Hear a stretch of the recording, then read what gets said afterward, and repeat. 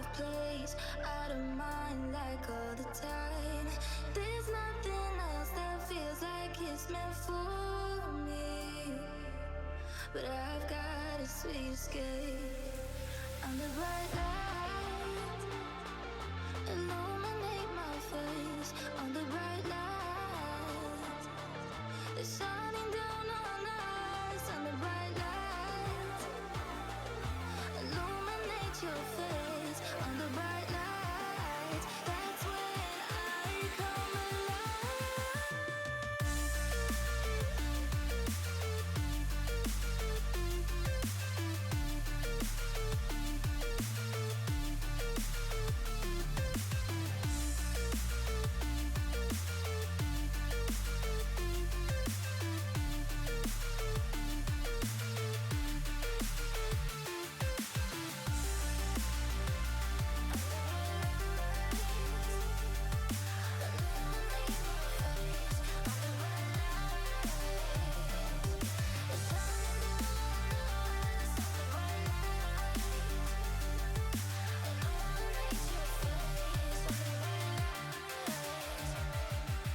Baby, take me higher. I wanna see the whole sky. See the galaxy's reflection in your eyes. There's nothing that compares to this energy. I've got a sweet escape.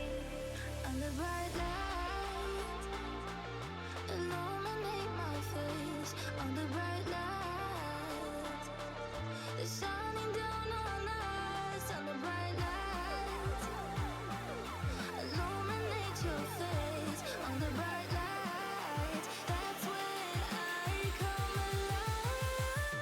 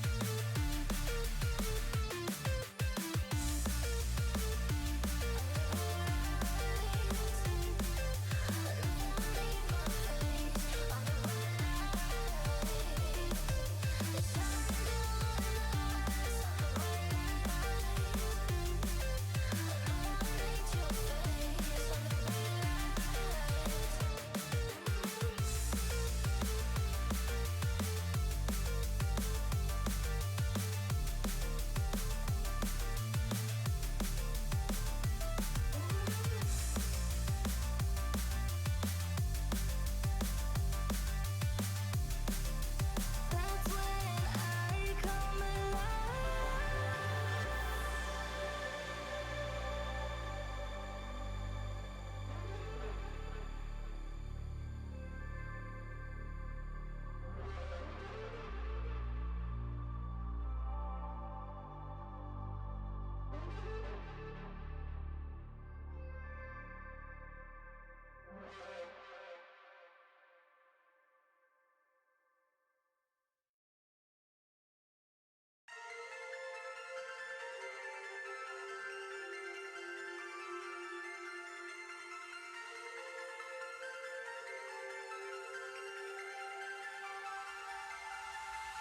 I can't stay in my feet. What I'm gonna do if I really want to? But you know, baby, break my mind empty. But you have the key, so open my place, my place. I can't stay in my feet. What I'm gonna do if I really want to? But you know, baby, break my mind, break my mind.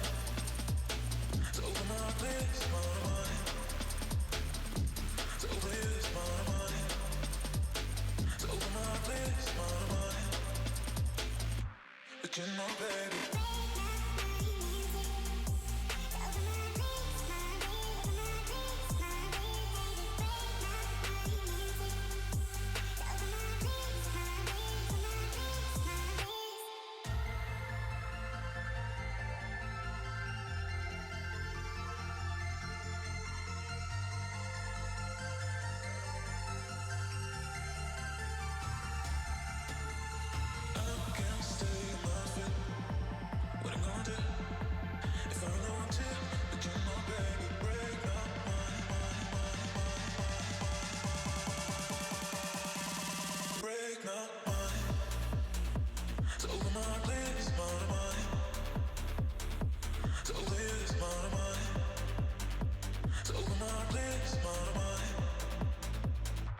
but you know, baby.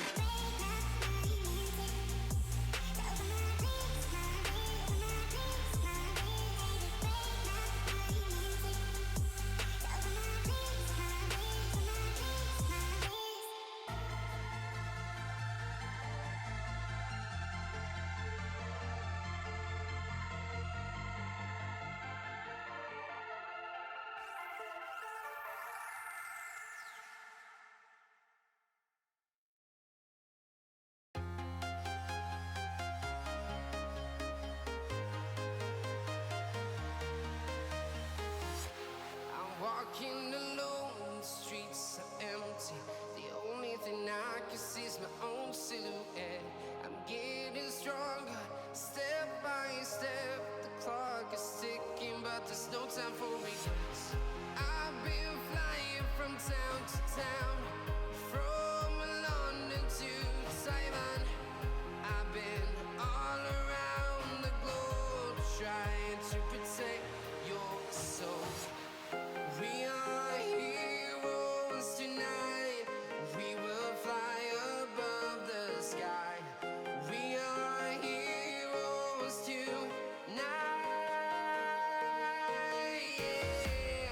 We are heroes tonight. We will fly above the sky. We are heroes tonight.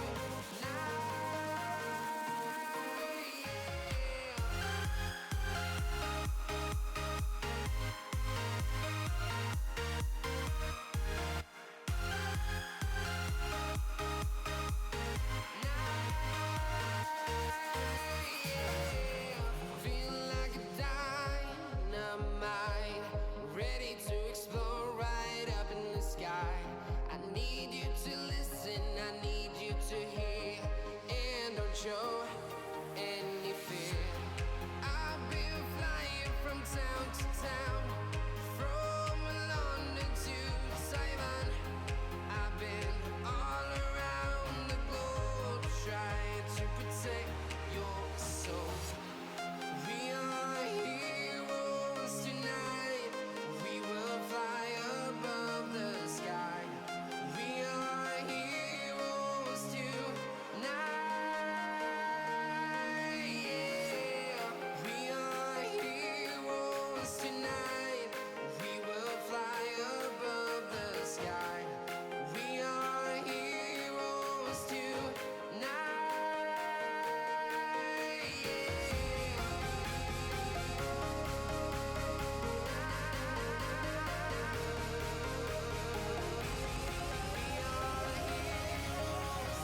Ladies and gentlemen, we are back bringing you another night of Dreadzone Gaming action as tonight Elysium takes on Shuriken 5. Sorry for the delay, but it took a little bit of time for Shuriken 5 to get all their members here, but we are in it now. Shuriken 5 will be losing some bans due to the delay here, and we already have the Gwen ban.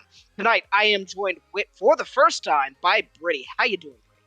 I'm doing good. I'm really excited to be here, and I'm really excited to be casting, hopefully, some exciting League of Legends. After delay, never feels great, but we're already hopping into the draft. Like you said, the Gwen taken off the table, Seraphine also taken away. Not too surprising, just given how strong she is on the patch. Yeah, that is definitely one champion that you want to take off the table. Now we have the two other bans coming in from Shuriken 5. I'm not sure if they're just going to let these two time out. They wanted to take the Gwen off instead of just doing the two ban loss up front, but I think that is exactly what we're going to be looking here for. But you see the Gwen taken off the table, you see the Seraphine taken off the table, but what I really want to get talking about and get rolling into is some of the picks that we're going to be seeing tonight. What are some of the things that you're really excited to see here tonight, Brady? Well, there is the mid-scope update Sivir that is allowed right now, and he's potentially pretty interesting AD carry to pick up. A couple of changes to her Q, where going out it's faster, but coming in it's a bit slower. The W can bounce, as far as I remember, infinitely, but it has a limit on each target that it can bounce to. The E now giving health instead of mana when it comes back, or when you do the spell shield, and the ult's giving a little bit of basic ability cooldown reduction. It's a pretty interesting set of changes overall, and I'm excited to see what the teams can do with it. The only problem is that short range, 500 range on an AD carry never feels great. Oh, never. And I mean, it's so many times that you'll see certain champions like Samira coming into the meta, and they do great, but as soon as they take away some of that defensive capability, like her dash to a different target, instantly just becomes a little fragile and not safe to play. It's either all in or nothing.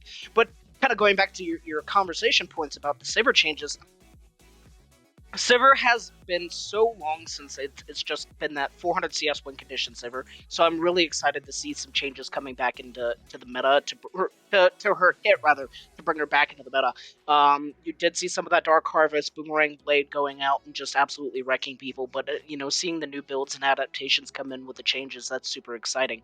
We do have the Wukong taken off the table, we do have the Zilean taken off the table, and finally getting into our first pick here. And it's going to be potentially the Swain, probably going down to the bot lane. What are you thinking here, Pretty? The Swain, I think, is a really nice first pick for Shuriken 5. It has great flex potential. If you're brave, you can send it top lane, you can throw it into the mid lane, you can throw it into the bot lane, either as a carry or as the support. If you have an AD carry who can take advantage of that setup, it's a really good champion to pick up for flexibility and just really strong right now. There's a couple of variations on the build, but almost all of them include Rylai's. Getting that AoE slow on your ultimate when you have the Ghost on or the Phase Rush on and you're just sprinting into the enemy team, no one can escape and you just get to pull them in forever. Now, as the matchup, as we're expecting to see the Swain in the bottom side, it's what we're predicting, the Senna is going to be the matchup into that. Senna does have a couple of favorable pairings still available. The Seraphine is taken away, but we still have things like Tahm Kench, things like Sion. There are still a couple of tanks that can be dropped into that bottom lane with her. So I wonder what they're going to opt for with this Senna pairing. Well, that should be coming here in just a moment. And I did see the question coming up in the chat on BLD1. There was a little bit of a delay there for Shuriken's jungle, so they did lose their 2 bans. And then we do see the Taliyah coming in to join Elysium's Senna. But going back, Swain picking up that Zhonya's and that Hourglass is the tale as old as time. He sits in the middle of the team, nobody has fun. But Senna having that range, being able to answer from, the distance, and being able to provide firing support is going to be great response from DZG. I really like that coming in. And then the roam potential coming in from the Taliyah here. Still a little hit or miss whether we're going to see that mid or in the jungle, but I definitely like having that champion in the mid lane here. And we finally do see the Ashe getting picked up here for the side of Shuriken 5. So some more thoughts from you, Britt.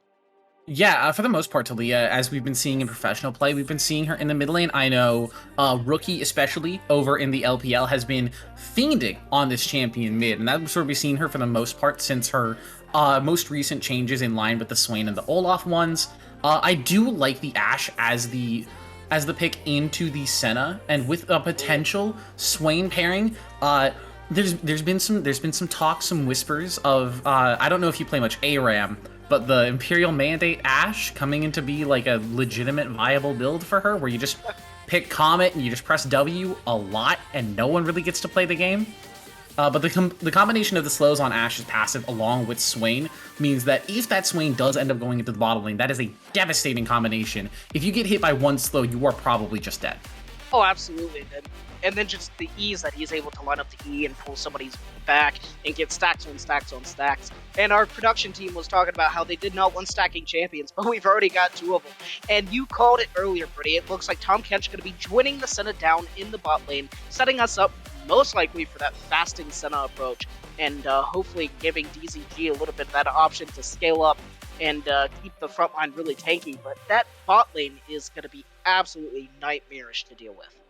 Yeah, this is also just assuming that the Swain is going to be in the bottom lane. It still has the flexibility to move into the mid or even the top lane if it's a favorable matchup. We did see the Kayn get locked in, and we're 100% certain that that's going to be in the jungle. So Shuriken 5, keeping the flexibility in their draft. I really like what I'm seeing here because Ashe, flexible between bottom lane carry and support. Swain, super flexible in all the lanes for except really the jungle, and then Kayn as that guaranteed jungler. So now Shuriken 5 gets to sit comfortably and say, hey, you can take whatever bans you want, but we can move our picks around. We can make changes. We can make your bans seem a bit useless. And I really like seeing that in draft phases like this. Well, right now the draft phase is getting a little scrappy when we're talking about the top lane options here, as both Ornn and Mordekaiser have been taken away from that champion pool in the top lane. And kind of going back to the comment with Ashe playing both AD carry and support, and it's just always fun to see the game just rubber band around. And we've seen it so many times. Ash and Misfortune was a super popular bot lane, like, what, 5 seasons ago? Oh, So back seeing in her the come day. in and provide some of that firepower in the realm of slows is absolutely annoying. It's a pretty great draft adaptation here. But one thing that Talia can feel safe on is knowing that she's probably not going to get outrun by a Twisted Fate here. And the Silas now coming into the final ban, it looks like they said, here, trade off top lane bans, now we're trading off mid lane bans, and getting into it. DZG Elysium about ready to pick. There are 4. I'm a little surprised to see the Silas ban, because we're fairly certain that Talia is going to be heading into the mid lane. I mean, again, it's possible for it to be in the jungle, but that's not where we've really been seeing her. So the Silas ban feels like it's probably aimed more towards the top side, but I like it in context of Swain ult, a great ult to steal, Ashe ult is a fantastic one to steal, and generally when you're rounding out the rest of your picks, there's a lot of good ultimates in the game that you don't want Silas to have access to. So I think taking that one off the table, even as a potential top lane pick, is a good call. I do also like DZG's blind top laner here in the Sejuani. Absolutely. Sejuani offering so much CC for this team, and just really keeping that front wall super meaty here. You have the Tom Kench, who is going to be able to get the gold income to be a really beefy front line, and then you have Sejuani coming in to offer, once again, another great kind of frontline option. But Camille coming in with the true damage on the Q, Cho'Gath Beast built into her Q there, is going to be able to do a lot of damage to these tanks. So what's really going to be interesting to see how they navigate that matchup. And especially one thing that I always see is super coin toss in this elo is whether that's going to be a flashless Camille or not. Yeah, there is TP Ooh. Ignite, there's TP Ghost, and with the Camille and the Renata Glask coming in, that means it is going to be Swain in the mid lane, and an Ashe Renata bottom lane is a fairly interesting one. I do like it, just in terms of the Senna Tom Kench matchup. Renata's bailout being an incredibly powerful ability in terms of fights like this where they're going to be a bit scrappier, and when Shuriken 5 is going to be the team that is most likely on the aggressive side, they're going to be pushing into DZG Elysium's team. And as DZG is going to walk in the Yone for their final pick. So that means the Talia most likely is going into the jungle, but there is a bit of flexibility between Talia, Sejuani, and Yone. It could very easily be Sejuani in the jungle, Yone top, Talia mid. It could be Yone mid, Talia jungle, Sejuani top. We've got options here, so both sides keeping up the flexibility. You love to see it. Yeah, absolutely. And one of the things that I love to do is be able to just go through top to bottom, be like, what are we thinking here? But that final pick on Elysium really has me going for a loop. But kind of looking at some of the optimization in each pick potential, I really feel like the Shuriken 5 spot lane is weaker for not having the Swain and the Ashe in the same lane together. Yeah, Talia is not super mobile unless she's next to a wall, but it is going to be monumentally harder for Swain to be able to land those E's, to be able to get the stacks building up as it would be kind of in a situation where you have Ashe followers really lending some of that PC to assist. So yeah, it is going to become more of a skill matchup for the Swain, as well as potentially needing to build his own Rylai's instead of being able to rely on that Ashe in the laning phase. But again, it's not like Rylai's is a bad item for him. We were talking about it earlier. Turn on the ulti, walk into the enemy team, everyone is slowed, you're gaining a bunch of HP. It's a good item for him. But there's also the factors of Swain, also not a champion with a lot of speed or not a lot of mobility. So Talia should theoretically have a really easy time, theoretically, being able to land her combos on him in the lane, compared to something with even just the most simplistic of dash coming into the mid lane option there. So that, I feel like, was maybe a moment missed here for the side of Shuriken, but maybe not. Maybe they'll pilot it well and just have that kind of death ball combo that we're seeing here coming out. Kayn goes in, Camille goes in, Swain just walks in with an ult. The death ball of Shuriken 5 is going to be very strong in this mid to borderline late game. But DZG coming in with some of these scaling options, that's going to be pretty damn terrifying as well. Senna comes in with a whole bunch of stacks. Tom Kench and Sejuani are going to be tanky. Now, the itemization profiles are going to be a little bit more difficult because Swain should theoretically go with Leandries, should have some of that tank shred built into his kit. So they're going to have to be smart on their itemization and really identify who's going to be the powerhouse in this game. Yeah, I think this is actually going to be kind of a difficult game for Senna to do what she wants to do in. With dive like Camille and Kane, and with these tankier champions who don't exactly build like resistances, who build a lot more just flat HP, those are the kind of champions where Senna has a bit more difficulty shredding through them, with her standard build being either the Kraken Slayer plus the Ginsus with the critical strike, or the lethality with like Umbral Glaive into Eclipse. Senna isn't really an AD carry known for her ability to just like hit the front line repeatedly and take down their HP super fast and just melt tanks.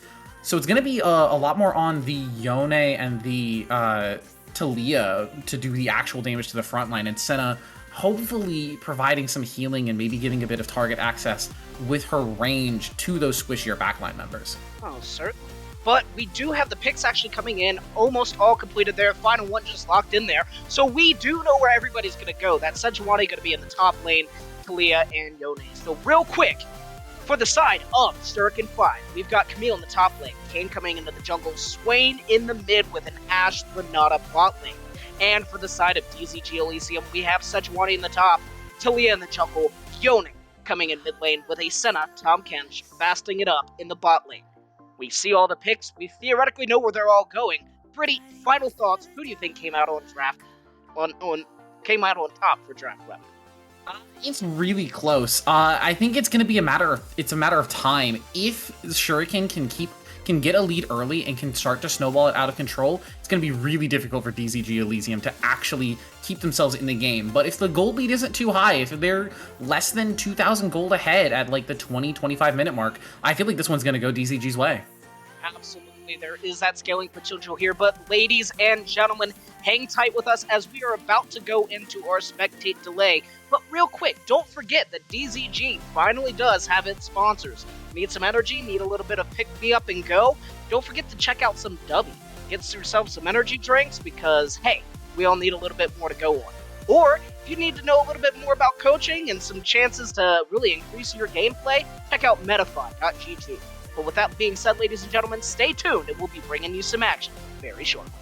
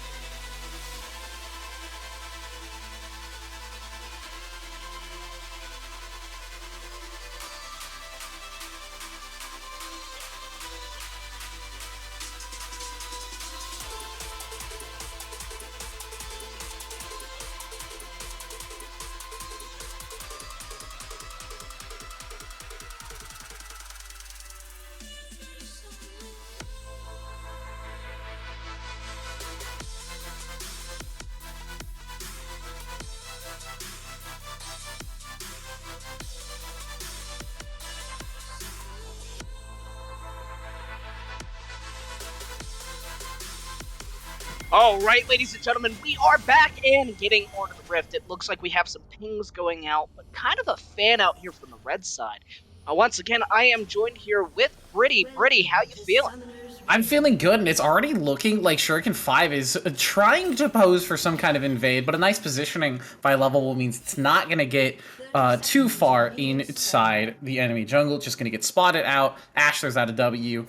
A little bit of health loss, no big deal. Yeah, and Lovable is just standing there like, guys, I see you. Like, it's not gonna work here.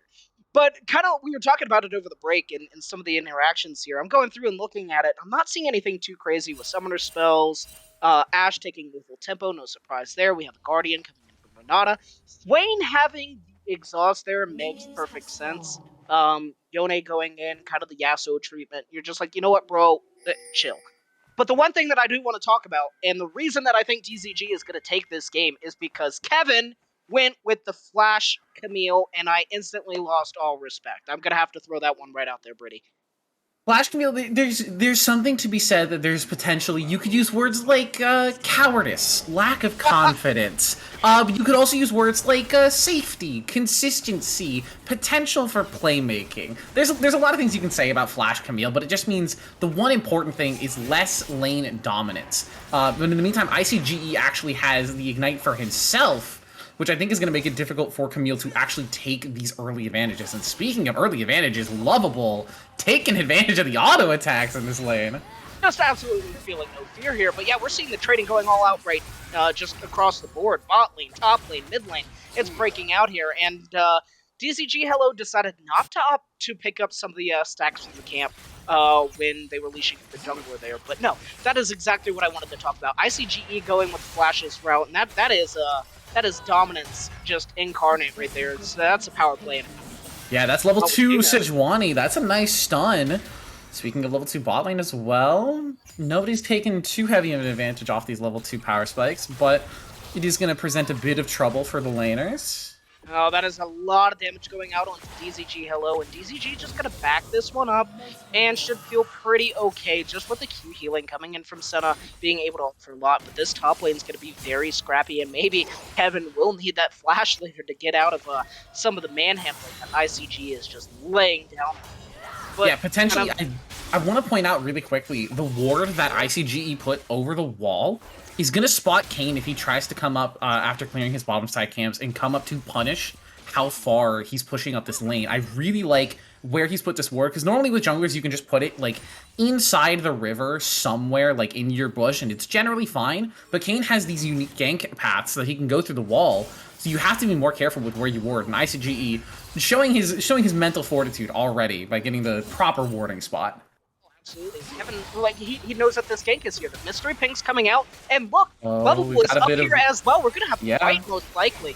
Now we're seeing a little bit of trading here, still on the bot side, but I think things are just going to fizzle out up there. Yeah, it looks like everybody is just going to walk away from the trade in the top side. Nobody wanting to go too hard in the early game. Towers do a lot of damage now. They hurt a lot more than they used to, so it's a bit scarier to go for early tower dives if you're not 100% confident with what you can do. Oh, without a doubt. But no, you're absolutely right. There's just some junglers that come into the game and completely force you to adapt your warding habits. Kayn clearly being Zac, having access to the elastic slingshots, the things that he's able to do. Just any champion that's able to dash through it. Man, that top lane trading pattern going so heavily to ICG's favor. That is good to see. DZG on the bot side not doing too hot for the trading patterns, but we talked about the sustain. They're okay taking some of these deficit trades and feeling pretty confident about it. Yeah, like the Renata Ashe is going to hurt in terms of poke, but at the same time, it's Thomas Kench. He's going to get the gray health. He's going to get some health back. He's got a Doran shield. He's got a setup behind him if he needs even more healing. He's going to be totally fine. And speaking of, Hello has found Fizz here. He's going to be dashing through the wall. He's going to be stopped because he did take a little bit of damage. Symphonic doesn't get the Abyssal dive for the knockup. Scribes is trying to roam down, and Lovable is looking for a bit of a punish, getting plenty of damage in. But Fizz now taking the damage, has to dash over the rocks and take even more damage. Lovable has the knockup stacked, but a nice handshake from Physiology is going to knock him away. The Hello wants the root over the wall, but is not going to be able to find it. Flashes over to try and keep the play happening. The heal's going to come through to give Fizz a little bit more HP, but the play is just not happening for either side. So Hello's going to lose his flash. Fizz loses his flash as well, and a couple of summoners lost. Oh. The Ignite's down for ICGE, but there's no kill coming through just yet. But a very hectic trade on the bottom side of the map. That was a game of inches in so many regards, and honestly, I think the side of Shuriken came out a little ahead. They got, quote-unquote, caught with the hand of the cookie jar, taking that Gronk, but they were able to actually secure that, I do believe. And then DZG tries to react, but their attention was split.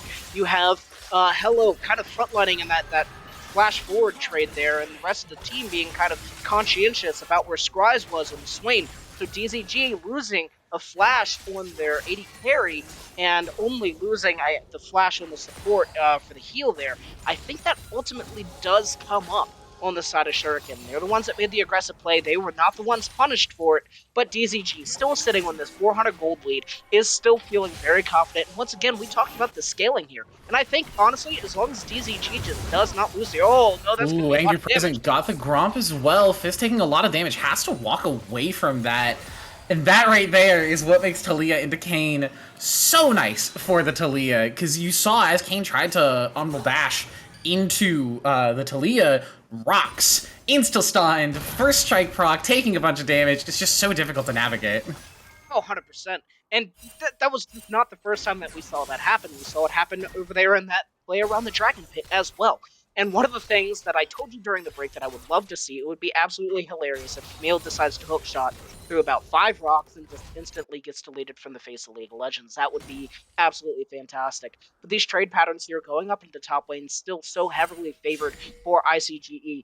Unfortunately, for Angry Present getting up here into the top lane to gank Camille with a hookshot and the safety of Flash still being available, it's going to be a very hard game.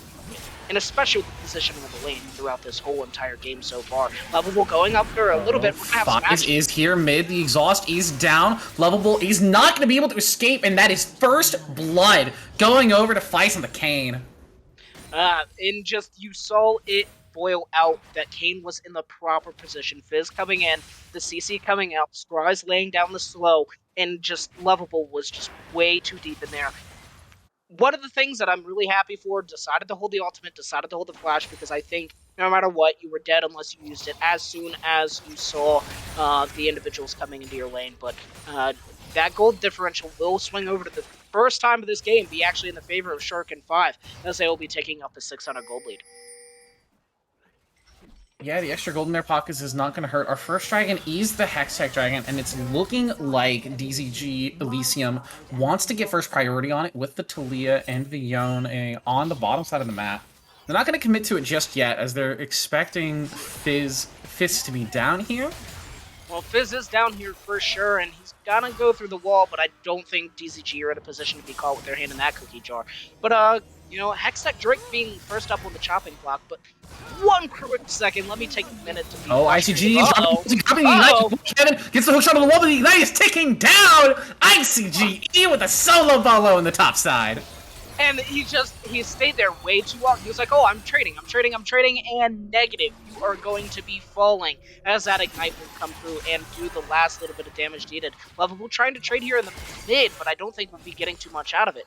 But, no, DZG, strike back. Not enough to put them in the gold lead position here, but probably enough to get them a little bit of time to pressure around. They do have teleport still available from Sejuani, ICGE's Sejuani, with Kevin not having access to it, but it will be the side. Fizz is on a ward. Oh no! Fizz has the upgraded smites. We got a lot of HP back, but Angel Present is just going to take the deletion. There's the hostile takeover. Hello taking a lot of damage. Sire just getting the auto attacks in, but Angry Present has secured the Hextech Dragon, and the Tomkin shield is so big. Physiology is walking out with the bailout, trying to escape with a little sliver of HP. The flash forward from Symphonic gets the tongue lash, licks that one up for DZG Elysium. Oh, and that was a quick 2 going into the pocket of TZG there. That was fantastic to see. Fizz thought that he had the perfect opportunity to sneak into the back of the pit and just take the Drake, but no. DZG, with Angry Present being there, was 100% aware and started tossing him left, right, up, down, you name it. It was a cheat code for Grand Theft Auto in that fucking play, as Angry Present did take down Fizz, and then the rest of the bot lane did react accordingly. It was a game of inches there. I thought that Renato was going to survive, but not quite. Symphonic, making that pick be so prevalent. That is why you have Tahm Kench save the 80 carry at the most frustrating moment for rapid Popping the fight. Demonic Ascension, lovable, trying to walk away from this one. Does have the flash and is going to use it to escape. But if you're Scryz, you're taking an ulti for a flash every time. You're happy with that one. Oh, 100%. That was a fantastic maneuver there from the side of Scryz to get in and just force Levelbul's all of his safety now out. But no, that play was just fantastic from DZG. Right place, right time, 100%. And DZG now sitting here at 1.5k gold. Yeah, the early Hextech Drake, the stats that it's giving is not going to feel too bad either. And with our next one being the Infernal Dragon, it sadly means we're not getting a Hextech or an Infernal Soul. As long as it's not Cloud Soul, I think we're happy. But the early stats that both of those dragons give, you're never upset seeing them. Well, ICGE. we see the fight coming out here. Angry Present is found out by Fizz. Lovable is up here as well. A nice knockback over the wall. Angry Present is going to find that one. No kill to come from it, but just a bit of style points going in for him. But we do see the roaming coming in now from the support of Shuriken, and they are looking to prioritize this Rift Herald pretty heavily.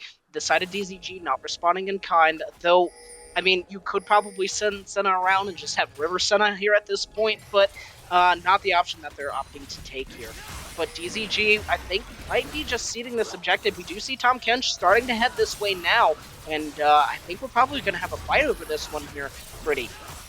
Seeing it break out now. Might be taken too quick. There comes the Talia wall. There's the Glacial Prison from the Sejuani's. Herald is going to go over to Fizz, but the fight is breaking out. Hextech ultimatum onto Angry Present, but he's going to survive. Your boy Kevin is trying to flash forward to get the kill, but it's not going to be found. Fizz is now the one in trouble. In the meantime, ICGE is just zoning the other members of Shuriken 5. He's trying to chase down this Swain, but he's got a little bit too much movement speed. No! ICGE is going to find the knockup, just looking for that last little bit of slow. The shield's going to come through, and Swain is going to survive. ICGE not able to finish off that kill, but it is 2 kills going in favor of DZG Elysium, but the Herald was picked up by Kayn. The Herald was picked up, sure, but I mean, now we're going to have, Senna and Tahm Kench just smacking on this tower. So all the gold advantage that you're going to get out of this Rift Herald is almost completely nullified by the amount of plays that they're just able to pick up here. And DZG, once again, they see the play breaking out, they start to rotate. I thought they were going to be too late, but Fizz and the rest of Shuriken just did not have the speed to take it down in time. Tahm Kench bringing his buddies to the party was just fantastic, and DZG just picking up left and right, and look, at no point like that play was even close. Yeah, something for a positive at the very least for Shuriken 5 was in the meantime, Sire was able to just get free farm in the bottom side and get free solo XP, and when you're an 80 carry, you'll take any modicum of solo experience that you can get. It doesn't give him a CS lead versus this Tahm Kench, but it evens it back up, which when you're in this position in the game where you're already down in gold and you are an early game snowballing team, you're looking for any positive that you can find. 100%. And one of the things that we talked about earlier was what soul that we're going to be getting. And we know that it's not going to be a Hextech, we know that it's not going to be Infernal, but now you start looking at the 3 other possibilities that it could be, and 2 of those 3 are absolutely fantastic if you're a side of DZG. And they have the early game momentum, they should be picking these Drakes up. They get a Mountain, Sejuani, and Tahm Kench are never going to die. They get an Ocean, then your tanks are just going to be able to walk out of a fight, come back with, 3,000 health again. So DZG just having all of their prayers answered in this first game. And the early game, we're seeing them pull out here is just absolutely fantastic. The plays on the top side of the map, the plays on the bot side of the map, just all over them, rotating, being there. They're the ones not necessarily the first to the play, but they're reacting really well. The only thing that I would like to see is a little bit maybe more proactivity coming out of this roster. But hey, what I'm seeing right now is what we need to win games. I'm liking it. Yeah, there are some team comps where you have to make really aggressive plays, and you have to be like looking for any play you can make in the early game, trying to snowball a lead. DZG's comp is not that comp. If they play this out to the 25, 30, 35 minute mark, and they're not behind, they're winning the game. If they're even, they're winning the game. Even if they're behind like 1,000 or 2,000 gold, Feist does not get smite on the dragon. I like the attempt. It's that kind of desperation play you have to make, but he is going to get taken out for his troubles, and we're going to see that it is a Mountain Soul Rift this game. Which is doom and gloom if you're the side of Shuriken. You saw the Drake being taken there, you tried to react and didn't get there in time. Now, you have to do some sort of miracle play with, what, the 30 seconds that you have left on that Rift Herald, maybe even less. And Fizz just is not finding the answers that he needs. Every single time, he's looked for something. and DZG have just been there. They are reading this man like he's just got a giant neon sign saying, "This is where I'm going next." And DZG just all over the place. Ooh, that was close with the seismic shove there, not quite getting it on Kevin. But with a 5k gold lead in 15 minutes, this is awesome. And we got another engage fight on the bottom side. Symphonic, the yeehaw over the top. Senna ulti is gonna get the knockdown onto Physiology. Symphonic's gonna find the last hit on that one. Hello, looking for the last few auto attacks in here. Tom Kench is gonna gobble up the Ashe. No way out. Flash is burned, but Sire is just gonna go down. Hello picks up that one. I called it a fight when it started happening, but that was not a fight. That was a massacre. And Senna just doing absolutely everything. Symphonic coming in with the pickups and the eats, but now Scryze is going to try to salvage something here, but DZG have damage in this bot lane, and Herald just goes to nothing in the mid lane. So DZG just everything that they could want and some, and then Shuriken just not finding any inches to gain any sort of ground here. Yeah, this is a disaster scenario for Shuriken. Just the fact that you fought for the Herald, you lost a couple of kills. Okay, that's fine. You can pop Herald on a tower, get a few plates. You can clean up the play and make something happen out of it. But the Herald, not only was it popped after the 14-minute mark, so there wouldn't have been plates even if it crashed. It doesn't even hit the tower, so you don't even get tower damage out of it. It's just, the situation is only getting worse and worse for Shuriken 5. Oh, Symphonic might be a little bit of trouble here. He's going to use the Abyssal Dive. The Swain Never Move is not going to find him, so he's going to be able to dive himself out of there. A little lucky on that one. Your boy Kevin doesn't get the dash over the wall. Feist is here to support, but your boy Kevin is already down so low. The Ignite is ticking. Anger Present is Hextech Ultimatum, but it just does not matter. A nice Sejuani ulti with the fade away to make sure that his jungler is going to survive. But will he survive? Anger Present is not hitting the skill shots he needs, but he finds the last one. Seismic shove over the rocks to make sure Feist goes down. That was so scrambled, and I was clinching the whole entire play.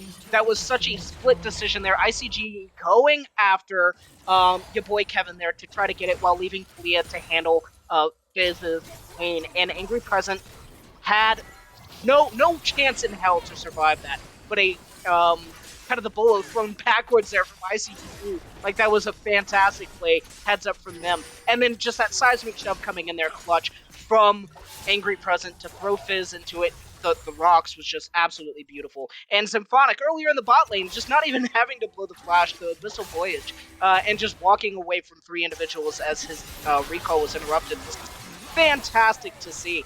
And we do see Lovable here fighting things out, which is going to snap back. And and Shadow Crystal Arrow's going to land. The Lethal Temple's fully stacked, but the Faint Shield is going to find 2. Lovable looking to turn around. The Berserk is there. A nice set ulti over the top is going to keep him alive for just a little bit longer. Going to be able to make the trade on Sire in a 1 versus 2. Finds one for himself. And if you're the side of Shuriken, you're like crying, but also at the same time, like that's something that you need, right? A 1-for-1 trade, not ideal, but hey, you're getting a little bit more gold in your pocket when you're looking at a 6k gold deficit at 18 minutes. So not what you want. The fact that Lovable was able to get a kill in the middle of a almost 3v1. It was 2v1 for most of it. That's a feel goods for both sides, but you know, the mental game probably going over there on the side of DZG for sure. And ICG just manhandling Kevin all game there must feel bad for that Camille here, but DZG is going to be coming in, getting this mid lane tower, and then they've got Drake in about 45 seconds, so 2 towers in their pocket, about a 7,000 gold lead. DZG are just running away with this game pre-20 minutes. And one of the things that I wanted to talk about earlier is the simple fact that this Drake situation is worst case scenario for the side of Shuriken. With an Ocean Drake, you get 4 of those. If you're able to come in, steal a few, that feels good. But you don't have a tanky team here. Sure, Swain's a little tanky in some regards, and Kayn takes a while to kill. But DZG coming in with the Mountain Drakes, it's just more value added for them because they have more individuals building the tank stats. So just everything going in the favor here of DZG. And I'm so sorry. You are just deleted. Hello's gonna pick up the last hit just as the dragon spawns, which means there's practically no chance for a steal. It's going to be soul point for DZG Elysium. And I think there are 2 important factors I want to note as we are approaching our 20-minute mark, but they might have to go on pause. Lovable, I don't think he's going to be able to find a kill here, but it's just going to take an aggressive trade in disguise. I want to point out that Senna is over 70 stacks right now at the 20-minute mark, which is an insane number for a fasting Senna, as well as Kayn is not transformed yet. At 20 minutes, we have a pre-transformation Kayn. Oh, Lovable gets Oh, exhausted no. here under tower, but Scryze is going to flash away. He's still under his own tower, so he should be safe. But Angry Present is here to make sure that he is not. Lovable is going to find the last hit. Yeah, and that pincer attack coming in there was absolutely fantastic, but you bring up that excellent point. Yeah, now 86 stacks here on the Senna is just absolutely insane. We talked about this game going to 30, 35 minutes. Well, Senna's already there, hopped in the time machine, and Fizz, once again, between a rock and a hard place, literally, as Talia's going to be throwing him around, and I think that's shove. it. Yeah, the seismic shell placement was not great, but maybe there's a chance to turn around. Sire finds the Enchanted Crystal Arrow onto ICG. Feist looking to try and survive. Nice set ulti over the top. There's the Glacial Prison. Sire is forced to flash away. Physiology has to flash away as well. The Red Herald is down here. There are now 4 members of Elysium on the bottom side of the map, and I think it's just gonna get this last charge. Oh, Lovable played a little aggressive over the wall. Pops the Immortal Shield Bow from Sire, but it is just gonna be the Herald charging into the tower. It's not gonna take it fully, but it's plenty of damage. You were absolutely... That could have been a turning moment there for the side of Shuriken, but the gold differentials and the strength coming in from this DZG roster right now, I mean, we can only say it so many times. They are in a commanding position. But not only that, let's look at what this team is doing. They're firing on all cylinders. They're playing across the map. They're playing on the top side. They're playing on the bot side. But not only that, they're rotating as a team. They're talking about what is happening.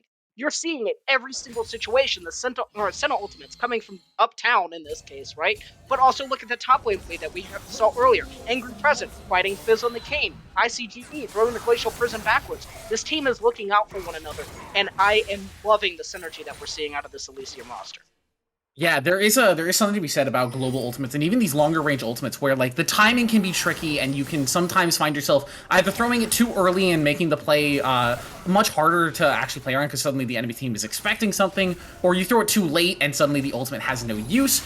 But DZG Elysium has been playing it perfectly with these ultimates. Feist forced to dash away from his own blue buff. There's just no control. At a certain point in the game, it becomes less about like the champion picks and the draft and the style of play, and it just becomes you're swinging your gold bag into the enemy team. And that last fight was a perfect example of what Shuriken now needs to do. And in my personal opinion, this is one of the moments where you just say, okay, cool, look, early game got out of our hand, we got out-rotated, think about the next game. You're going next here, right? I don't think that you can come back. Literally every single member of DZG is sitting on an absolute massive bag of gold. And look, they're just going to take this fight. Symphonic potentially getting caught. There's the Umbra Trespass from Feist, but he's got no team members around him. A nice two-man knockup. Your boy Kevin's here. He's surviving for plenty of time, but there's just no support for him. Lovable's going to pick up Sire, and he's going to look to pick up Physiology as well. It's a double kill for this Yone, and I think the Baron and the Dragon Soul may not even be necessary. This might just be the end of the game.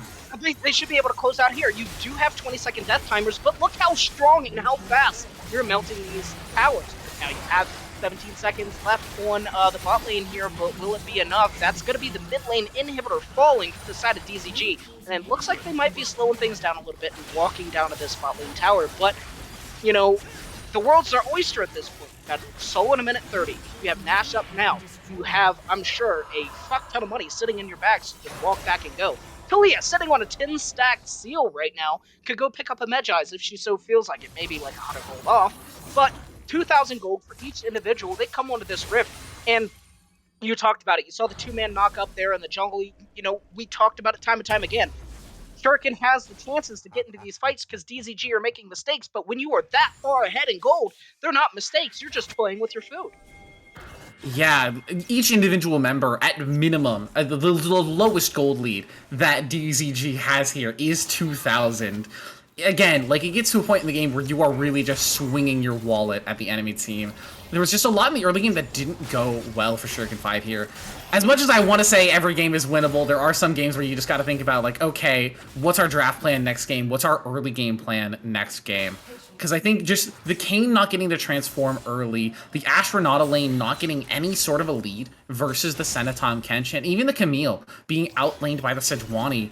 All of these are situations that are potentially avoidable. Scryze is in the middle with the Demonic Ascension, but there's 3 enemy members around him. He's got the Zanyas, he's healing up plenty, but the Fate Sealed is going to seal seal his fate. Angry President is going to pick up that last hit. Going to potentially get taken down. No, the Sentinel ulti over the top, the Dawning Shadow, making sure that the jungler is going to survive. Sire is going to get caught by the Abyssal Dive. Nice knockup from Symphonic. He's going to pick up the kill for himself. Hello is flashing forward, just knocks the auto attack down into Physiology. And now for certain we've got the end of our game.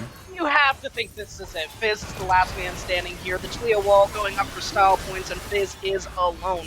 But we said it, DZG could do no wrong. Looked like somebody was going to die. No, nobody was going to die for the side of DZG, as that is a clean ace, and that should be a clean game coming out for them, the first of this series. And yeah, DZG honestly, just looked like an unstoppable menace. Maybe even a disappointing performance from Lovable. I mean, they were 100% of DZG stats. Keep up the performance better next time, Lovable. But that, again, like you were saying, a clean win from DZG. Absolutely. So now, here's the challenge, right? And this is really going to be the hard point for the side of Shuriken to snap back, right? What went wrong? What single point went wrong that you can fix going in from game 1 to game 2? Because it just looked like a cascading domino effect. I think the only area that you had any sort of a glimmer of hope was in the mid lane, but I think that was just mainly Lovable going way too aggressive, maybe just feeling a little bit of a kind of just bored state after having to wait 20 minutes to get into this game. So DZG just across the board, look at these damage numbers. Yeah, Lovable was the quote-unquote weak link, but most damage in the game coming out of that Yone, just doing an absolute load of work for that champion in the mid lane, and just everywhere that you looked, Sejuani 10,000 damage higher than Camille, and I think actually Camille had the least amount of damage in the game. We saw it. I called it out when I saw the flash Camille. I wasn't feeling too great about that pick in the top lane matchup. Yeah, it's a difficult one to navigate if you don't get that early game lead, and with Sejuani having the Ignite, and without an early game jungler that can pressure the Sejuani, like Kayn scales really well. Once he gets his form, he's a really strong jungler, but the problem is, pre-form, Kayn is not really a champion. No, not at all, and it took him so long to get there. But ladies and gentlemen, you saw game 1 just go an absolute smashing victory to the side of DZG Elysium. Hang tight, and we're going to head into a little bit of a delay as we get prepped up for the game 2 draft, and we'll be bringing you some DZG Elysium action for a Shuriken for the game 2.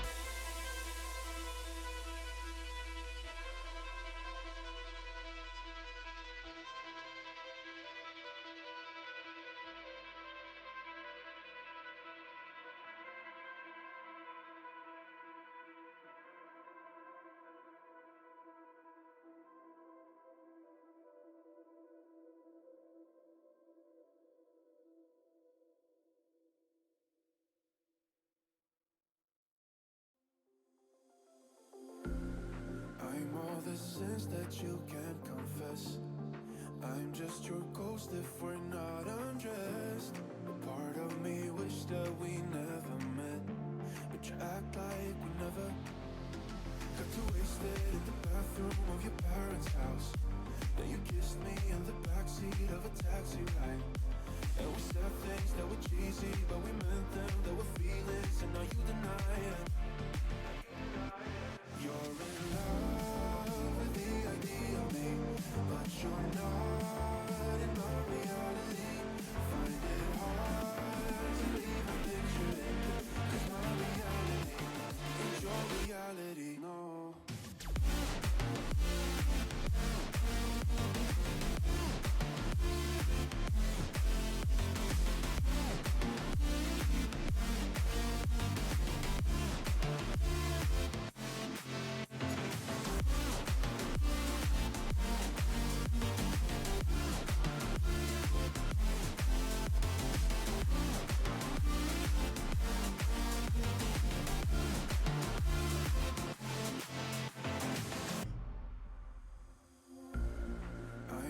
the sins that you can't confess. I'm just your ghost if we're not undressed. A part of me wish that we never met, but you act like we never. Got too wasted in the bathroom of your parents' house. Then you kissed me in the backseat of a taxi ride. And we said things that were cheesy, but we meant them. There were feelings, and now you deny them. You're in love with the idea of me, but you're not in my reality. Find it hard to even picture it, 'cause my reality ain't your reality, no.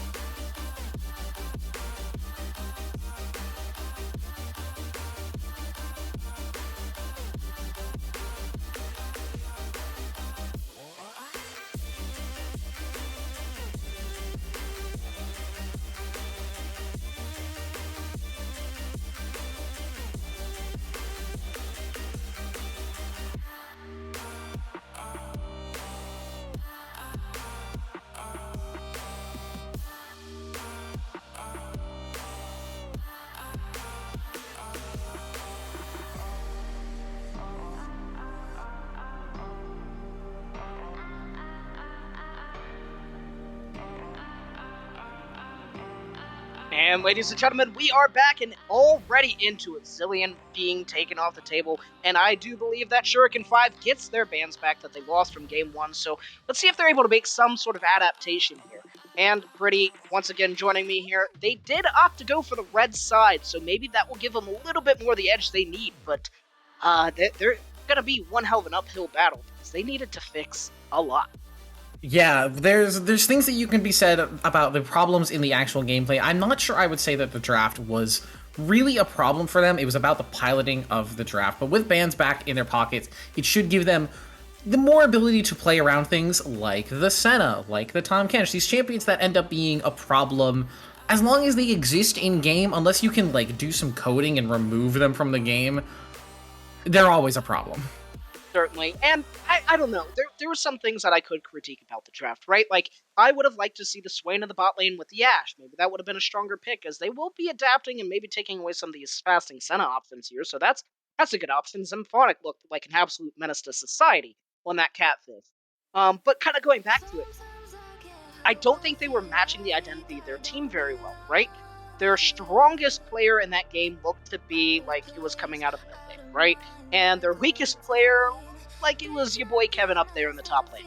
But putting him on something mechanically challenging like Camille, and not just putting him on a meatball, because ICGE was just running him over. All game, no question about it. And if you're not comfortable enough to pick up the Camille and run Flash, or Flashless Camille, then maybe just go and play a meatball. Pick up Ornn. I don't care. Just don't go to be the damage dealer on the team when it just wasn't happening. Least amount of damage on the team there, buddy. Yeah, I think there was a definite problem in the draft in that specific case. The Ornn was banned, I think, by Shuriken 5 if I'm looking at the draft pool right now. So maybe they were planning on some sort of potential Sejuani for themselves and just weren't 100% certain about what to do, but we're already into the picks. Quick first pick from both sides. The Seraphine that was banned in Game 1 is picked up by Elysium, and Shuriken 5 is going to immediately respond with the Swain and the Senna for themselves. They really like that Swain coming in here. I don't imagine that they're going to pair it up with the Senna, but hey, anything is possible. But once again, getting that Senna back on the table, and DZG had one hell of a priority pick on that Seraphine instantly. As soon as it came time for B1, they had locked that in. And Seraphine can offer a lot. I feel like Seraphine's ultimate just does what a lot of champions try to do, just better. Like Renata, I think it's better than Renata's ultimate. That charm is just absolutely massive. And if you pair it up with a Death Razor or Disintegration Ray from a Vel'Koz, that's going to feel real bad. Yeah, this is a lot of magic damage from the Elysium side immediately, but also a lot of true damage thanks to that Vel'Koz passive. And Vel'Koz is not a champion that you see very often nowadays. I would call him a bit of a rarity. So it's nice to see him being picked up by Elysium here.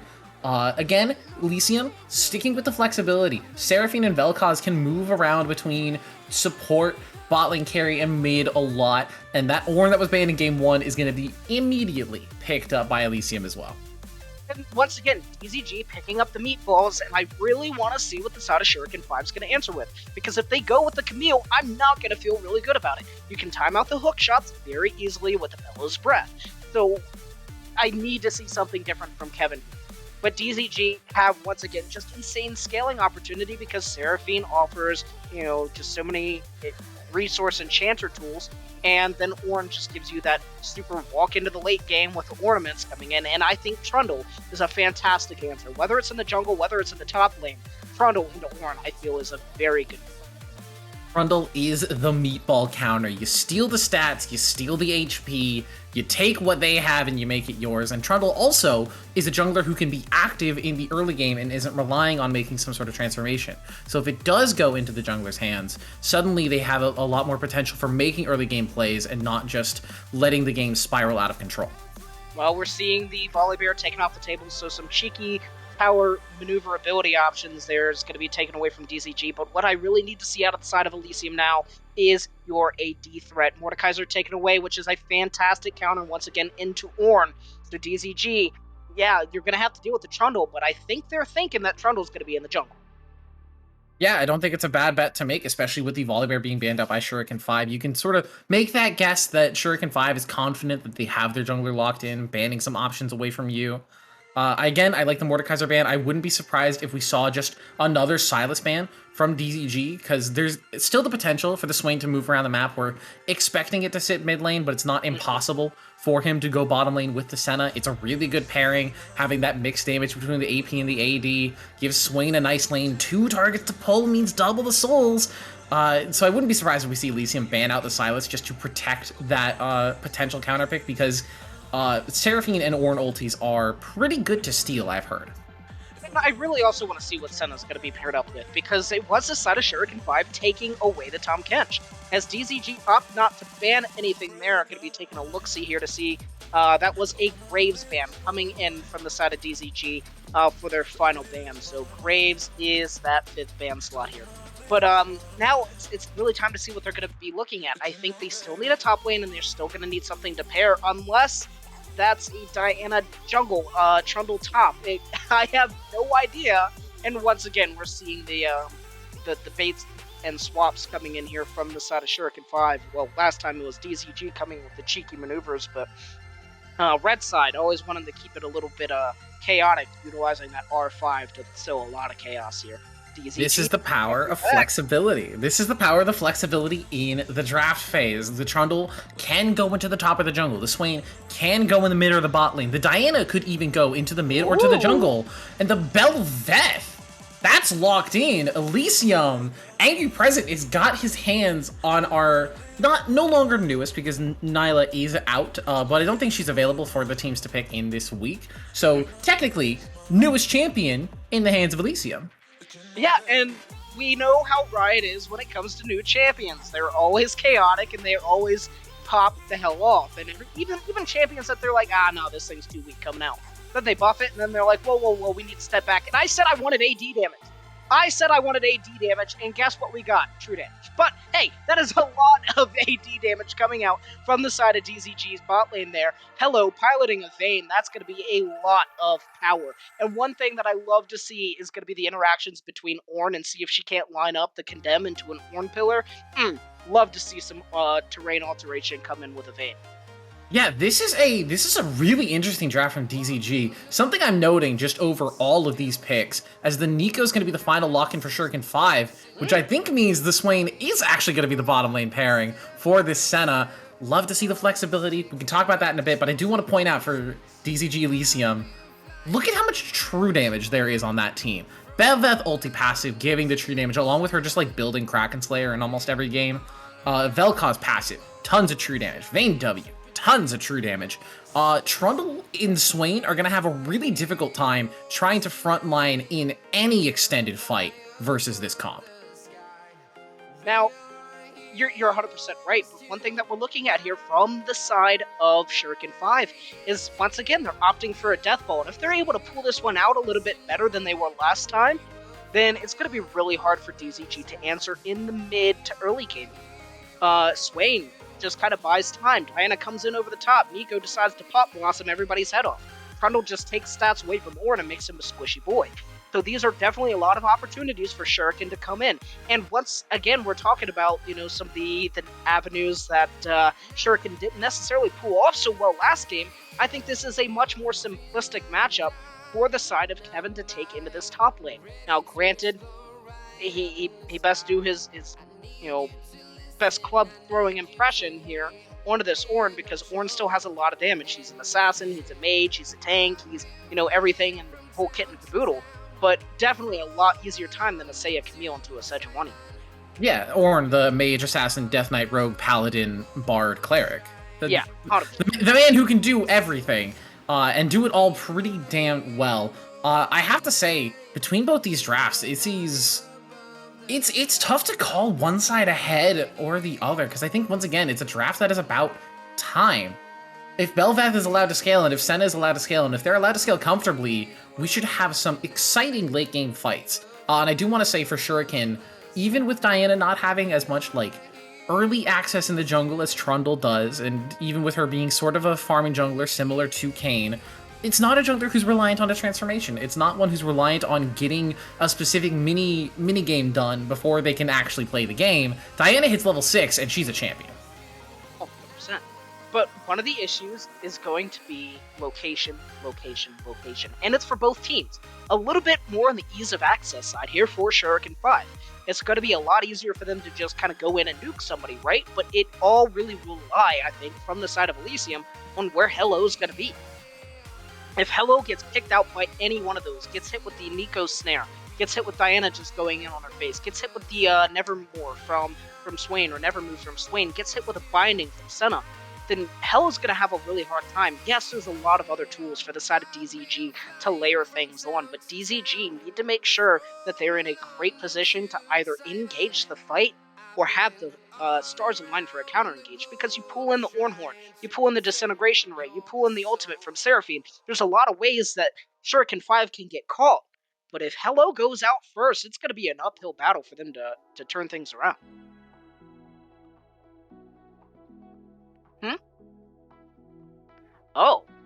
As we're seeing the lock-ins, there's actually a couple of interesting things that we were not expecting from both sides. It's actually Lovable piloting the Vayne, and Hello and Symphonic running the double mage bottom lane, as well as Kevin with the Swain and Sire on the Trundle. So we do have a fasting Senna on the bottom side, just not exactly the same matchup that we were expecting. I mean, that makes a lot more sense. I wasn't 100% a fan of the Swain Senna matchup, but it still has potential. But man, that is not where I expected the Vayne to go.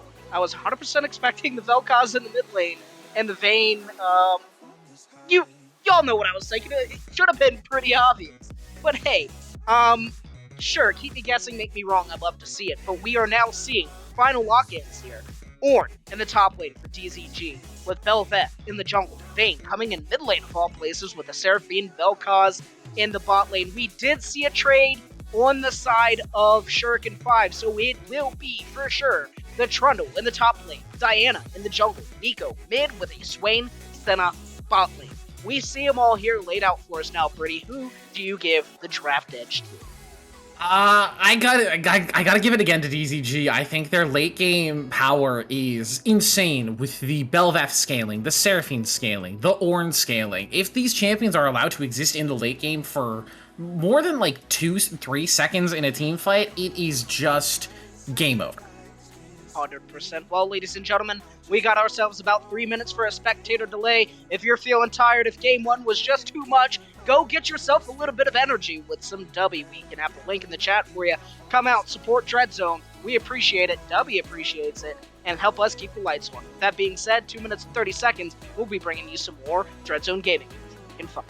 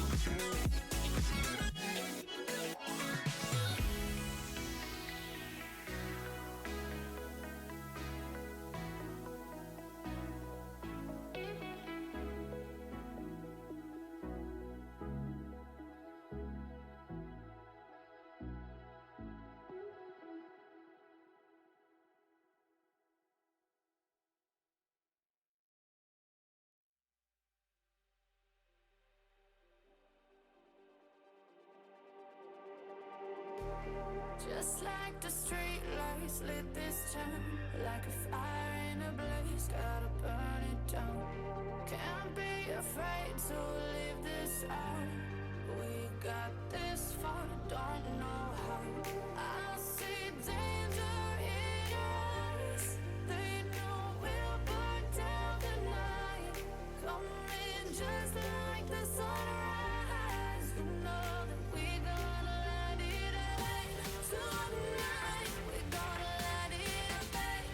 Tonight, we gonna let it rain. Just like the sunrise, we gonna let it rain.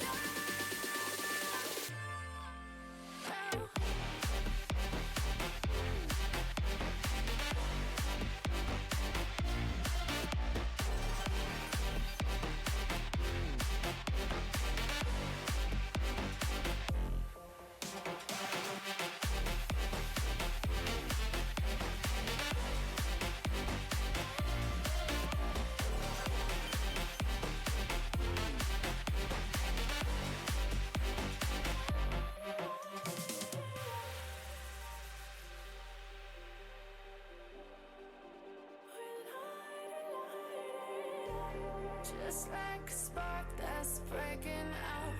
Can't make a stop, can't turn back now. We know that there's no room for doubt. No, we can't turn back now.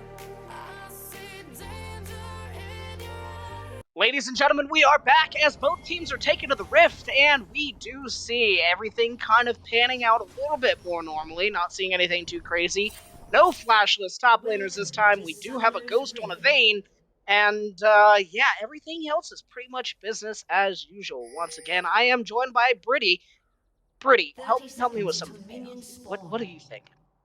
Uh, I'm thinking we need to see Feis be active in the early game because Bel'Veth, her one real weakness is that passive, that Death in Lavender, the ability to get that infinite scaling attack speed. It does come at a little bit of a cost. She doesn't have any real attack speed of her own, and it's all a bit finicky with her passive. She needs time. She needs time to grab jungle camps, to grab big minions, to grab champion kills. That's where she's going to get a lot of her power. So in these first like 10 minutes, we need to see Diana on the map. We need to see her making things happen. Which is very contrary to what I think Shuriken wants to do when they drafted the Senna, right? You don't want to really be looking for these things to happen early game. You kind of want to take things a little slow, as I think we're getting a lane swap here from the side of DZG. They actually sent ICG mid, and Lovable went to the top side, and beautiful production is already on top of that. Thank you very much, ma'am. As DZG always coming out with these adaptations here, and I think that's the right way to go. Putting Kevin up against Lovable in the Vayne is definitely not going to be ideal here for the side of Kevin, especially if he's making terrain that Vayne can just condemn him into. Yeah, there's something about Trundle into Vayne, something about tanks into Vayne. Doesn't feel comfortable, but it looks like immediately the response is coming out from Shuriken. I think we're going to have a little bit of lane swapping action in this early game as both teams try to get the more favorable matchup for themselves. Yeah, maybe they're going to be doing some swapperoos here, as it was the swapperoo coming in. Scryz is now back in the top lane.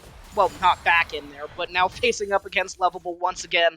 And Kevin did walk here into the mid lane, but it's all really a matter of who reacts first and is able to pull it off. If you're able to get things going in your way, and I think either way, TCG should feel fine. Level 2 for both bottom lanes. Nice pull from Sire. Physiology getting the auto attacks in, but the Ignite is down on the Swain. Plenty of damage coming through, but Physiology getting the auto attacks in, getting the Senna passive on. I think even with the health bar going in favor of DZG, that's not a losing trade for Shuriken. Well, and not at all, and both sides are able to sustain up. Seraphine's able to do some. Oh, no! Super low, flash away from Sire. Physiology splashing forward, trying to get the last auto, the fleet footwork, movement speed. It's not going to be enough to catch him as Hello has to flash away. Symphonic getting exhausted. He's going to get pulled in. No. Never move. First Blood is going to go over to Sire with a very hectic amount of trading on the bot side. But the action is not going to stop. ICG, now the one in trouble, uses the Orenhorn charge into the pillar to knock up your boy Kevin. Lovable has made the rotate down and gets the assist for himself. I was talking about whoever makes the rotations first to do the lane swap, and it turned into a lane swap slash kill there for the side of DZG. The bot lane fight not going in their favor, as we did see. There's just so many options, and the range for Senna is just really pulling out there and setting up DZG for failure. And, you know, the sustain that we talked about, just mentioned briefly, it does take longer for Seraphine to be able to pull it up. She needs to stack and then lay her stuff down. And oh no, that was super close. Symphonic almost taking down Sayer there on the Swain. But Sayer getting that kill there is going to be very strong. Swain's going to be very annoying for the side of DZG later as this game goes on. But once again, we have Vayne versus Nico here, and it's going to be Ornn versus the Trundle on the top side. Yeah, and this is the matchup that Shuriken wants to keep happening. They want to see the Vayne not into the Trundle. They want to see Trundle beating the club on the meatball, just getting that meat nice and tender for the rest of his team, just taking as much of a CS lead as he possibly can, trying to get any advantage out of this laning phase that he possibly can. But the rotations have been good from DZG. Lovable coming down and getting that assist in means that he's suddenly a little bit up in gold and a little bit up in XP. Absolutely, and the kill going over to the Ornn is not ideal. You did want Vayne to pick that up, but I mean, hey, if Ornn can't die, then everything's just going to be peachy, and DZG sitting pretty even in the gold lead right now, but first strake's going to be Infernal, and I really want to see what team's going to prioritize this. There's a concept in Pokemon. I've been learning competitive Pokemon recently. It's called the All My Friends Are Dead syndrome, where you have like these Pokemon that are really good walls, really good tanks, but if their friends can't do anything, they just sort of get ignored, and everyone else dies. Feist looking for the engage in the mid lane. A nice condemn from Lovable. The flash forward. The root is not going to find Lovable, though. Manages to use his own flash to get out, but that is a trade of 1 flash for 1. You're not upset with that. ICG, he doesn't get the knockup from the charge, but gets the Ornhorn in. Your boy Kevin has to walk away from this one. The lane swaps have means he's going to be a little bit behind in XP against ICG. It's absolutely hilarious because what DZG is like kind of handshaking, it's kind of going the opposite direction. Granted, there was some jungler intervention there, right?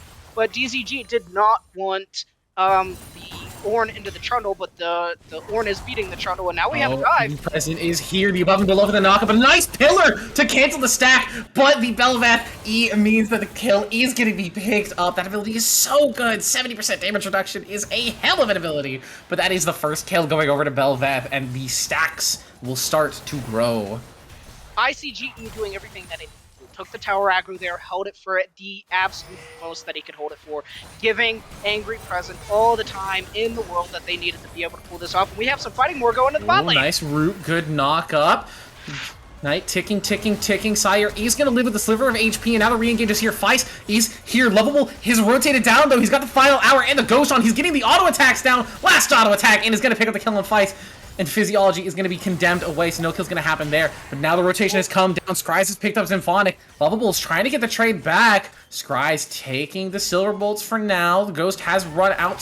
Sire's over the wall, though, with a nice never move route into the exhaust. The Nuka route is not going to land, though. Sire walked up too far forward. Lovable gets the auto attacks in on him. And suddenly this Vayne has 2 kills to her name.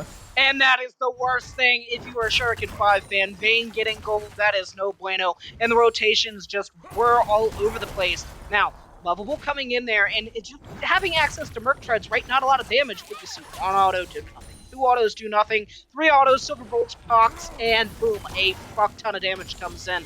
And 2 kills on a Vayne is going to mean that's going to be a lot of damage for this Vayne snowballing in. And we're seeing some fighting going up here, but that is not going way of Kevin.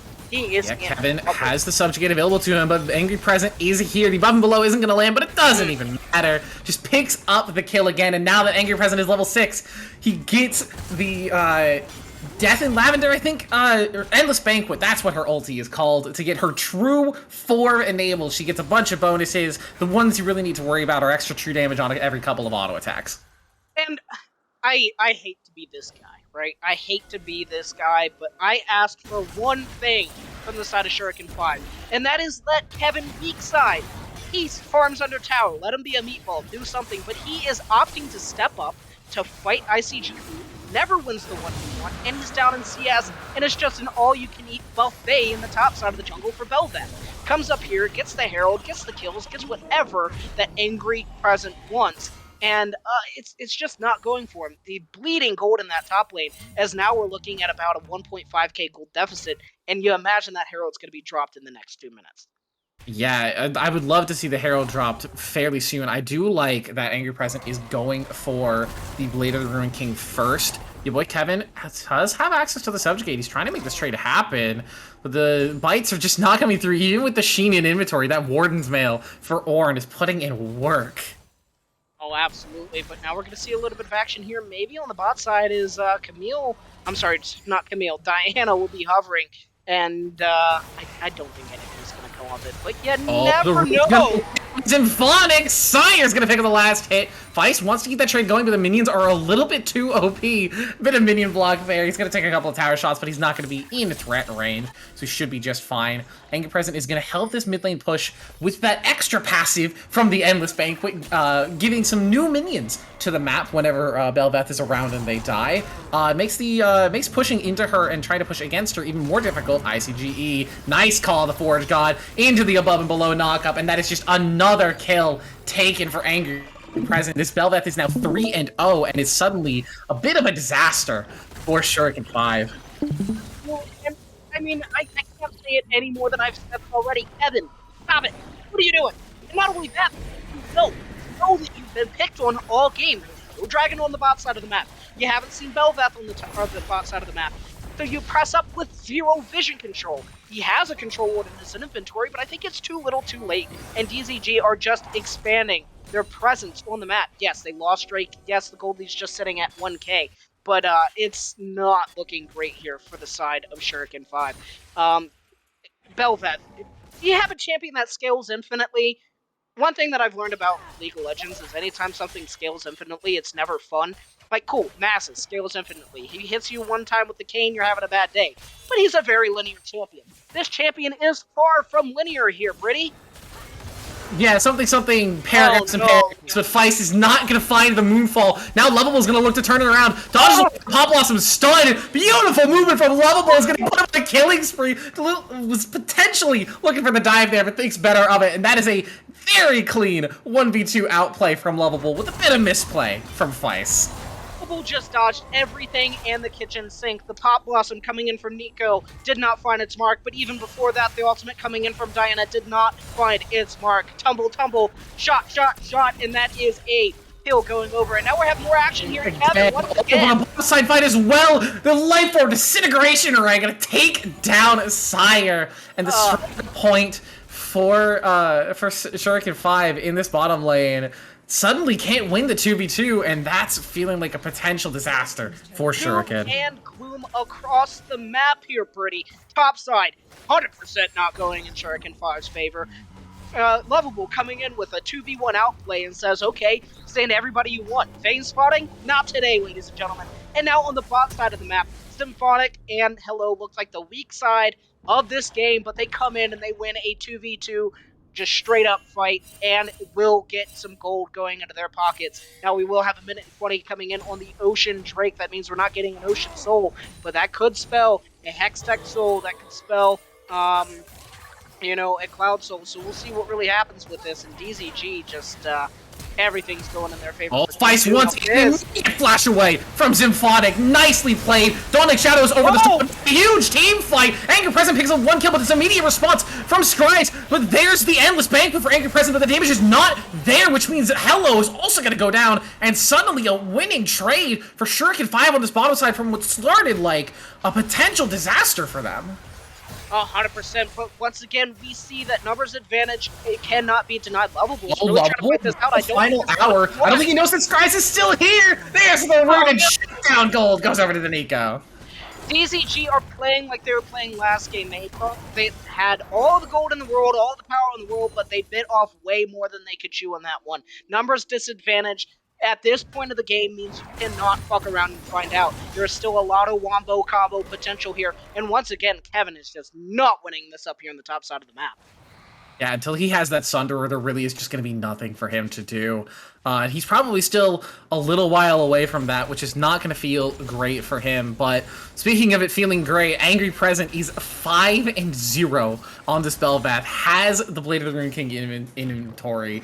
He's looking to pick out the Kraken Slayer next. The Ocean Dragon has spawned. There is a pink ward here for Shuriken 5, so it's not an immediate concession.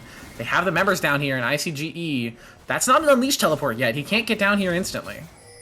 Good news for DZG is they were able to go back and spend a little bit of the gold, and Bel'Veth is absolutely huge, and that was another saving grace for them in that little disaster. They're still sitting at a very commanding 3k gold lead, and Bel'Veth not dying means they did not give a huge, massive shutdown over to the side of Shuriken 5, so that is some benefit. Also, Ty, it's an adult stream. We say it's mature content. Get the fuck over it, buddy.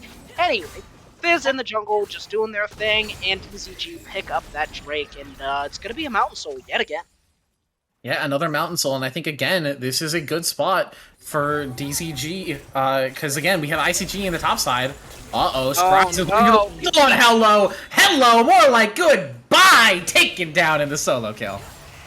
Yep, and sometimes you just bite off a little bit more than you can. Lovable. It's the final hour, but Sire has the Demonic Ascension. Demon versus Demon Hunter. Who's going to win it out? Lovable is getting the auto attacks and has to flash away, but he is surviving. Lovables back in for the auto physiology. Picks that one up. Gets rooted up by Sire, but I don't think Sire wants to continue this one. No, he doesn't. Lovable with the 2 versus 1 at the bottom side. How many Shuriken 5 members does it take to kill a Vayne? The answer is not 2, as we've seen multiple times. It is in fact 3. And if you don't have 3, you don't go near that man. It was the side of Shuriken 5 picking up the Herald while that bot lane action was going on. But this man, sure, there's outplays and there's misplays, and you know, it's kind of like an unforced error in baseball, but he's just tumbling and dashing out of everything, and that movement speed that Vayne gets when moving towards enemies definitely put Lovable in the position to just absolutely shred through the two bot laners there of Shuriken 5. And yeah, once again, Shuriken, you get the Herald, but it's DZG taking your objectives. Yeah, especially given that it's a second Herald. It's with Velvet in the game, it's kind of like the worst of both worlds when you leave up the second Herald, because it's second Herald. If you get it, you're not getting like tower plates. You can maybe look to push down a tower, but you're already behind, so it's difficult to get in that position. But if you give it to DZG, it's another stack for Belveth, and it's the enhanced Void Coral, which means that she gets it for even longer, and she gets a bunch more bonuses from it. It's just a lose-lose situation. It doesn't feel great. And we talked about scaling here. We already have ICGE at level 11, 2 more levels. Ornaments are going to start rolling out here. Belveth is an absolute menace to society. Vane's sitting at 5-1 and just already 2v1ing people. So, once again, it's going to be a very uphill battle here from the side of Shuriken 5. Kevin's doing absolutely nothing. Diana is trying to blow individuals up, but all of your ducks are sitting for Scryze to try to line up, and I don't know if Scryze is going to be able to pull it off. Yeah, like the AoE magic damage coming out from Shuriken 5 can be huge. This Nico is fed. That is 5-1 with the Rocket Belt in inventory. Swain can do a ton of damage. Speaking of Rocket Belt, Scry's looking to go forward, pops the Pop Blossom, but Feist isn't there yet. The final hour is there. The Moonfall does find one. The Sentinel's over the top. Dawning Shadow trying to find a shield. Scry's is looking to get back in, but Lovable is just loving this fight, finding the tumbles through. He's got the Witset in inventory. He does not care for your magic damage, and he is feeling fine in that 2 versus 1 again. See, Kevin, you're trying. I don't think it's going to be enough here. Prison is up here again. The Call of the Forge God, the above and below. So many knockups, so little movement from Kevin, and he's just getting bullied in this game as it's another stack for Angry Present. Angry Present is 6-0, and I think all of those have come from your boy Kevin. Maybe one of them coming from somewhere else on the map, as Lorne does have 1 kill in his pocket, but DZG in this top side of the map just absolutely destroying. But, I mean, Lovable right now. I talked about Nico being the scary threat. 5-1. Yeah. Scary. But, look, Lovable has the right head on his shoulders. He knows that Kevin, after the Game 1 performance, probably not worth itemizing against. But you have a Diana, you have a Nico, and you have a Swain. And cool, yeah, Senna's going to be a threat, but not right now, she ain't.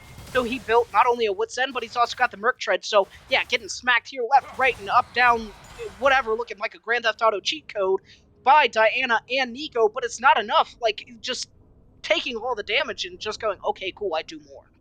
Yeah, especially with the Doran's Blade and the Vamp Scepter in inventory, it's so difficult to one-shot this Vayne, and if you don't one-shot her, you are losing 1 member, maybe 2.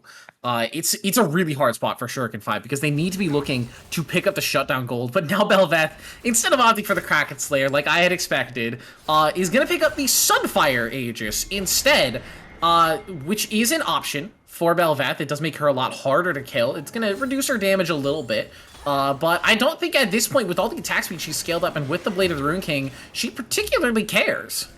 Well, they are bringing down the teleport here now. I think they want to contest this strike because you have 2 individuals building a lot of tanky stats. Maybe oh, your boy Kevin wants it on the goal, but it looks like he's going too far forward. Ain't present. Nice flash away from that above and below. Scryze is here. He's not spotted by that sweeper. They don't know that the Nico is waiting in the brush. It's a potential flank path for the Nico, but it looks like he's just going to wave clear, and it looks like it is going to be DZG. Just gonna pose on the dragon. They're just gonna take it in front of Shuriken 5. And Shuriken 5 is just here. Do they want the fight or not? There's the Encore over the top of the find 2 and the Norin ulti on top of that. Scry's in the backline. A nice 4-man Pop Blossom. But where's the damage follow-up? Where's any extra damage? Five finally picks up hello. Sire has got the demonic ascension, but Lovable is just feeding in this fight again. Angry Present picks up a Void Coral and gets a pop off, and it's another double kill for Lovable. He is now 8-1 on this Vayne, and Physiology the only member to escape with his life. And you said it exactly. There was the burst damage coming out of Scryze. Took 2 individuals' health bars, almost down to 0, but almost down to 0 is not 0. And DZG just able to say, okay, cool, we're strong still. And then there was no follow-up damage. Kevin does nothing. Diana tried, but has no damage. Has a Seeker's Arm Guard and a Proto Belt. Auto, that's it. And yeah, you had Nico coming with Pop Blossom, but they're not too itemized heavily either.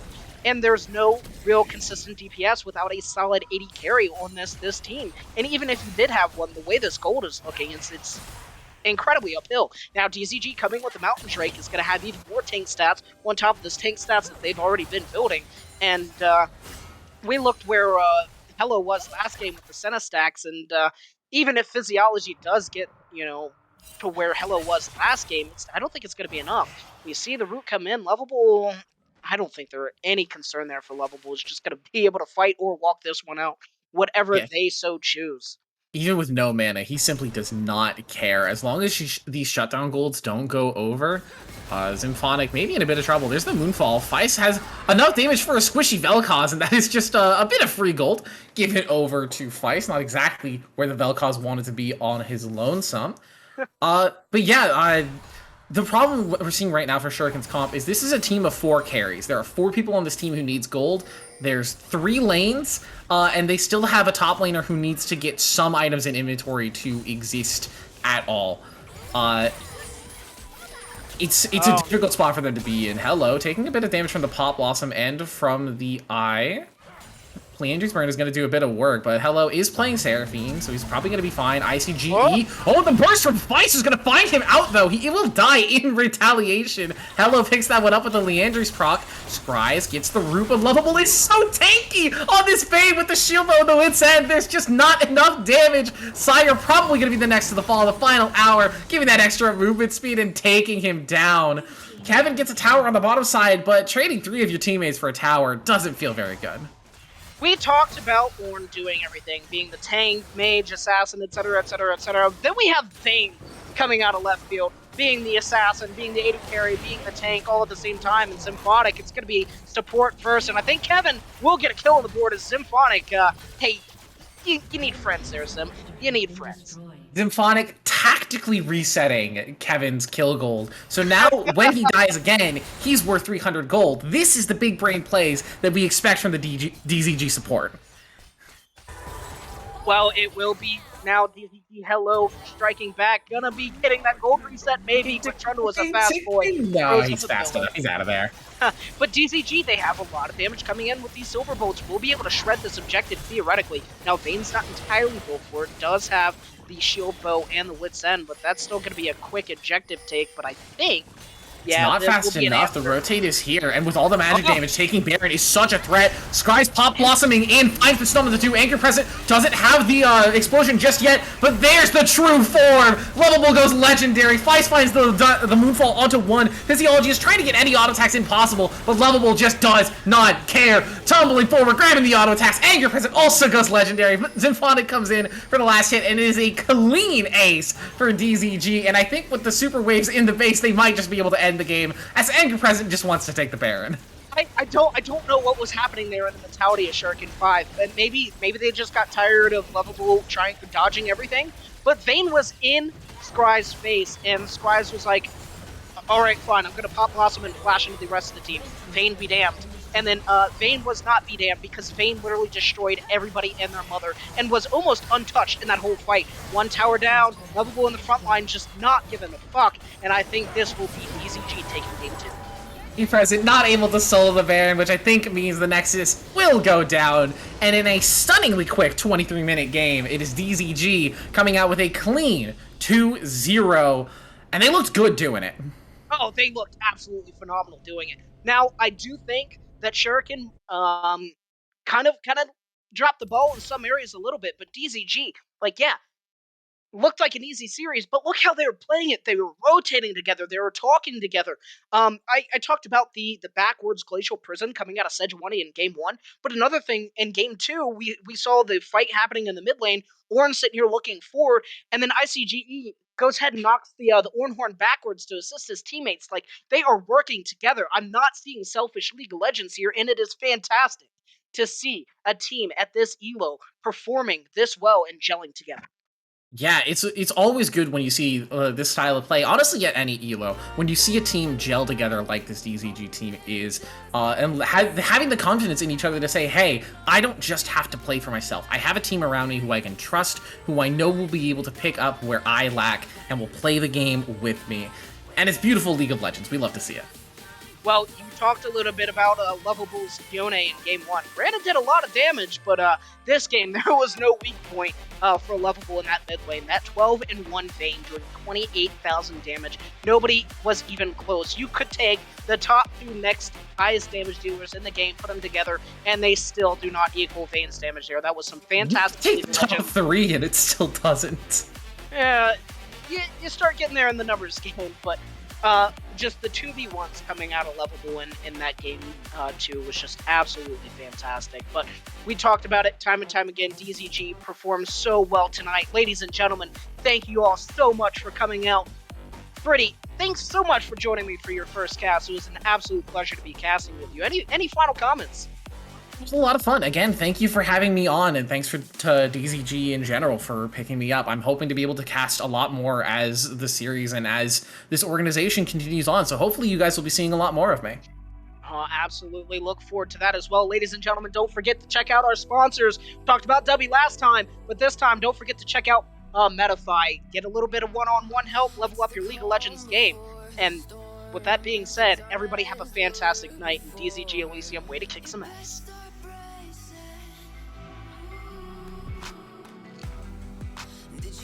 You could keep us out, shut the gates, forget us now.